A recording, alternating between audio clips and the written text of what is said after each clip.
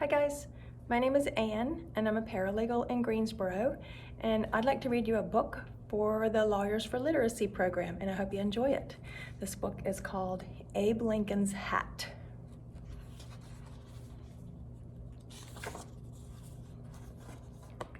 Abe Lincoln didn't have much money, but when he became a lawyer, he wanted to look his best. He bought a long black coat and a tall black hat. Every day, Abe wore his hat. To his new job, people noticed the tall man in the tall hat. He was friendly to everyone. When they needed a lawyer, they remembered him.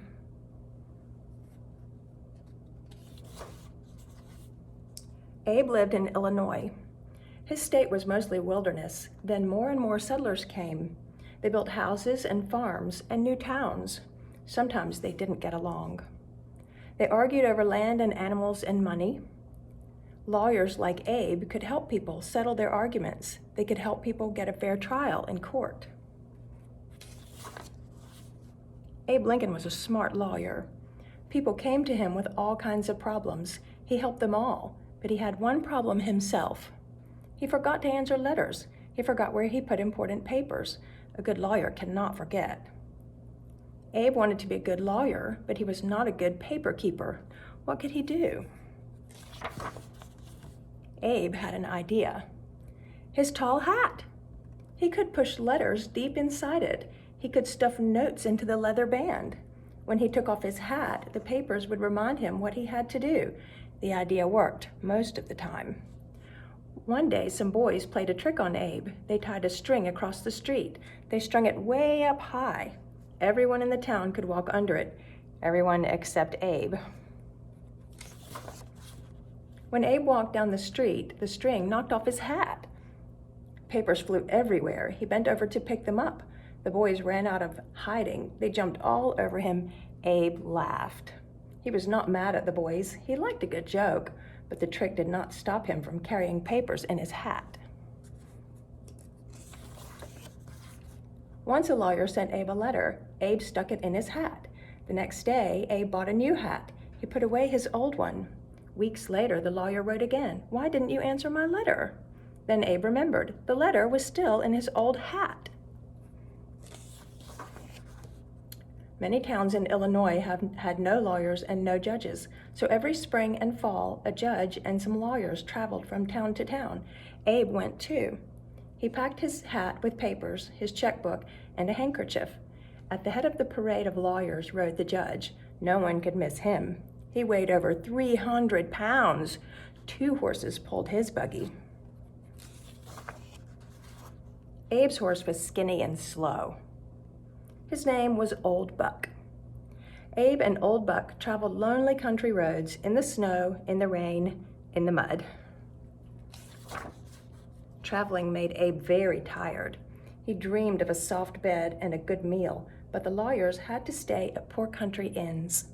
The food was bad, the rooms were cold, their beds were crawling with bugs.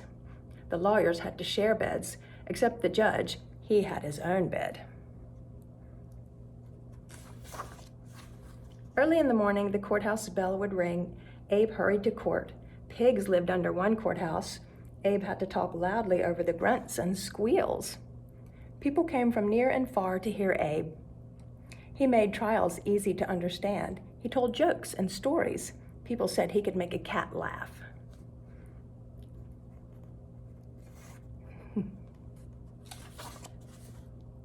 Once Abe whispered a joke to another lawyer. The lawyer laughed out loud. "Quiet!" the judge yelled. "You are fined $5.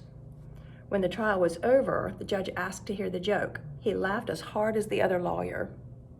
"That was worth $5, he said. "Forget the fine." At another trial, 2 men argued over who owned a young horse.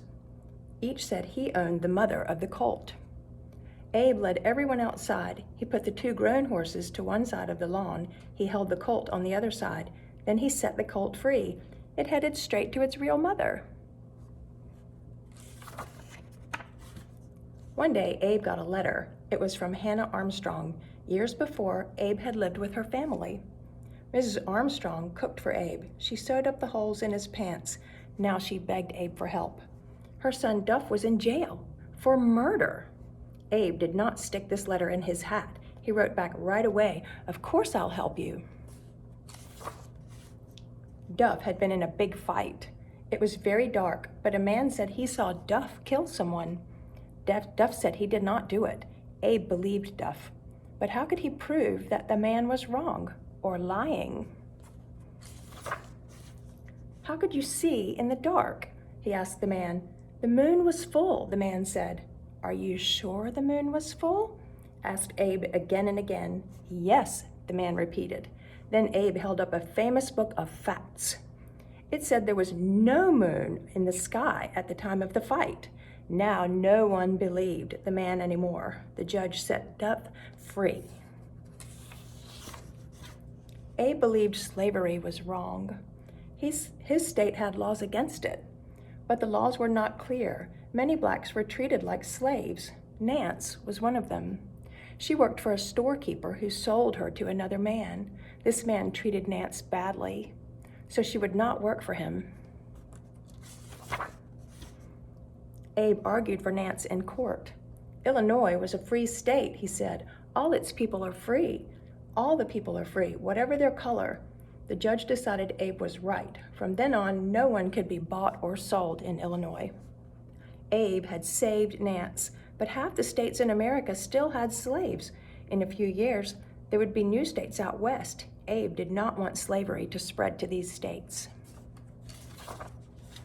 Abe tried to get elected to the U.S. Senate. If he won, he could make laws to stop slavery. He ran against Stephen Douglas. Douglas argued that each state should decide for itself if it wanted slaves. They gave speeches all over Illinois. Thousands of people heard them. Abe lost the election, but he became famous. In 1860, Abe ran for president. Stephen Douglas ran too. This time, Abe won. Abe grew a beard for his new job. He took his family to Washington. At every train station, crowds cheered the new president. Abe was ready to make his first speech as president. He carried a cane, a tall silk hat, and his speech. He looked for a place to put his hat. Stephen Douglas stepped up. "If I can't be president," he said, "I can at least hold his hat." Abe Lincoln was a good president.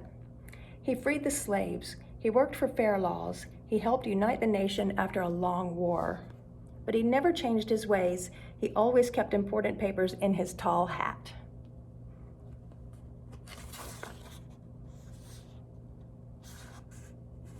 All the stories in this book are true. All the people really lived. I hope you enjoyed this book about Abe Lincoln. Thanks for spending some time with me today. Have fun in school, listen to your teachers, and listen to your parents. Bye, see you next time.